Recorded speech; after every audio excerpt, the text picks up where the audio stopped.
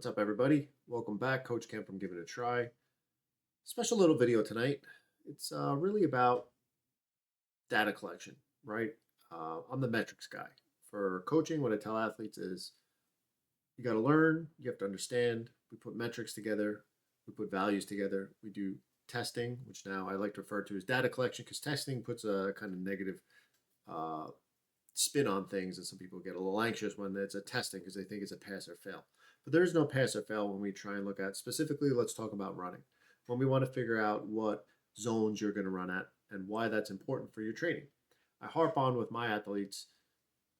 I have many in-depth videos on zones. I want them to learn and understand the zones that I do use as a coach and why it's important to understand what those zones are so they understand not only what the zones are, but at why they're running certain workouts and the meanings behind them. So you will learn as you go along with the process of being coached, because that inevitably is what it's all about, is passing on why we're doing certain things and having that understanding, and understanding why every workout is very important.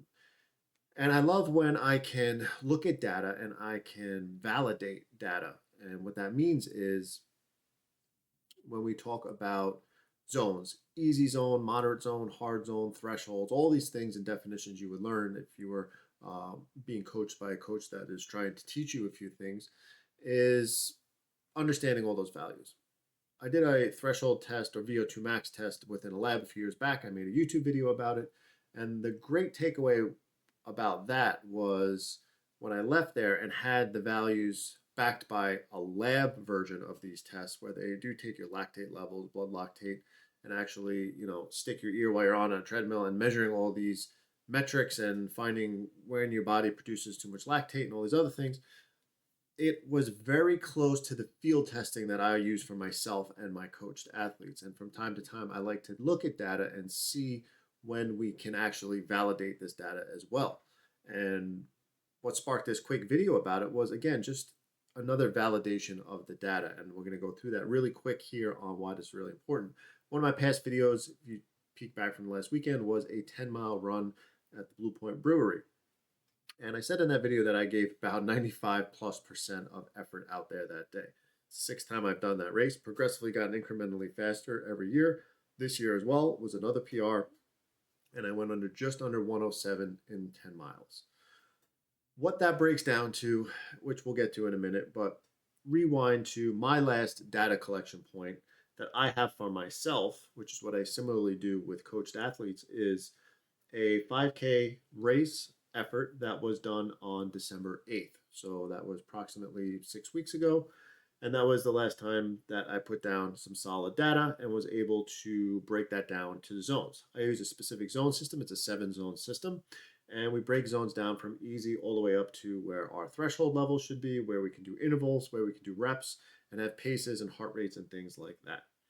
With my data on there, when I broke it down and I found my lactate threshold, my threshold heart rate value from that 5K run, it was at 170 beats per minute.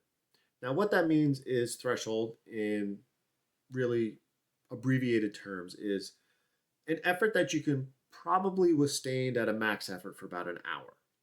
It's very hard to do an hour test. So what we do is do things like a 20-minute test or a 5K test, and then we do calculators and calculations to be able to get these values. So based off the heart rate value, we were at 170. So in theory, by that, if I went out for a max effort for about an hour, I should be at 170 beats per minute. Threshold pace for that 5K, we ran that 5K at a pace of 6:13 a mile.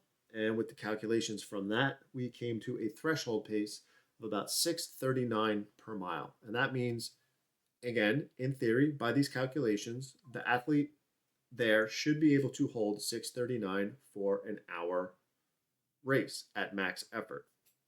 And again, these are very loosely terms here within a few percentage. So now we can go off that. I have zones broken down where that will dictate how my training goes, where easy run should be, where tempo run should be, where intervals should be based on their length, and those values start to fall in within those zones and those ranges, and that's how another reason we validate it. But when we get closer now to a race that we're going to use off of that data, now I didn't really look and at anything before this because I kind of had a goal I was shooting for. I was shooting just as my best effort for a 10 miler and see where the chips fall and see where my fitness is. It's my yearly fitness test. So let's fast forward the results real quick now from this past Saturday's 10-mile race. This 10-mile race, I was able to finish it in just under 1 hour, 7 minutes. So just past that hour mark, again, that like threshold time that for max effort that we should have off of those values that we came up, those threshold values that we came up with back in December. Now, the funny part about this is, like I said, I gave it pretty much my all out there. Really not much left on the table, and this is how the chips fell. Again, looking back on paper, 170 beats per minute value. And when we look at where we were for that 60-minute, my highest 60-minute heart rate during that effort, 167 beats per minute, 3 beats off of that threshold value. Now, there are some things that do determine and fluctuate a little bit with heart rate. As well, it was much colder the day that I did this race as opposed to the 5K that I did back in December. But so that could be why the heart rate was just slightly lower, especially, and it was a longer period of time. But we're looking at that 167 for 20-minute heart rate max. It was 168. So we are really within a small percentage of what we anticipated our threshold value to be for that really high-end hour effort. Now, the interesting thing is look at pace. We have to take pace with a grain of salt because you do have to have it on kind of level playing fields. 5K test was done on a pretty flat surface. This was a flat course too, so you can compare numbers then. This was a very hilly 10 miler. Obviously, things would be a little skewed and we wouldn't be able to be as fast. But when we had that threshold pace value from our test in December, we have it written down as 639 per mile. What's very interesting about this run that we just did, 10 miles, just under an hour 7, averaging pace 640 per mile. So think about that. We are basically dead on with an hour maximal effort that was done on Saturday with these values here. So for me, that proves validation in the process of testing or data collection, as we like to call it, setting up these zones and how these zones correlate to not only training, but certain race efforts as well. There will also be ways that we can manipulate the zones that you are, that data was collected for other distance events, 10K, half marathon, even the marathon distance. And we can kind of understand where we need to be. If I were to go out way too hard now for an hour 10 miler like we had, and my heart rate climbed above or at some point beyond 170, chances are I cannot sustain that effort because that is above my threshold pace. My body is not able to clear lactate in an efficient manner above 170 beats per minute for more than an hour. As well, if I go out, which I did, a little bit too fast, I can't really outrun the fitness that we have. If we have really good data collected from these tests, it is very hard to, near impossible, if the data collected was right, to perform better than your values, if that makes sense. So this is really just a quick video on the importance of this data collection because nobody ever likes to see the 5K show up on their training or 20-minute threshold test show up on their training. Not only are they good data collection points, they're good workouts. So there's no pass or fail on them because sometimes an athlete will try and perform for that day. They just didn't have their all. It may be slightly off and they say, you know what, I just wasn't feeling it today. I couldn't push myself. I wasn't motivated. And that's okay. It was still a great workout. Same as biking, FTP tests and all that. Sometimes we don't get the result we're looking for. We may not have performed that workout to the best of our ability, and that's okay. There's always next time, and there's pacing involved with these as well. We want to finish strong and have a solid effort throughout these tests. But when you come up with goals, and we come up with a performance goal, they kind of have to be in line with where we're at training wise. Now, if I were to be wanting to run a marathon in May, for instance, or I should say, I mean, I'm planning on running a half marathon in May, and I'm going to shoot for a PR at that distance. If my PR for a half marathon, which is going to be shooting for sub 130, is a value that's faster than the threshold I have set now, I need to move that goalpost.